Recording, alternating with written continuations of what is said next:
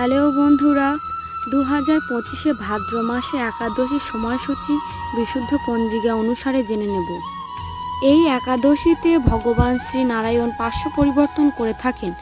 এই একাদশী ব্রত পালনে কোন ফল লাভ হয়ে থাকে আপনি কি জানেন? একাদশীর মাহাত্ম্যে বর্ণিত আছে যে এই একাদশী ব্রত পালনে সহস্র অশ্বমেধ যজ্ঞের ফল অনায়াসে লাভ হয়ে থাকে। আসুন জেনে নিই একাদশীর সময়সূচি। 16 ভাদ্র 2 সেপ্টেম্বর মঙ্গলবার রাত্রি 12টা 58 হইতে একাদশী শুরু হচ্ছে। 17 ভাদ্র 3 সেপ্টেম্বর বুধবার রাত্রি 1টা 47 পর্যন্ত একাদশী থাকবে।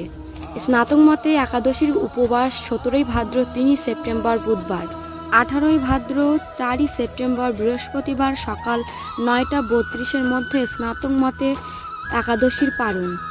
কমেন্টে জয় শ্রীকৃষ্ণ লিখতে ভুলবেন না।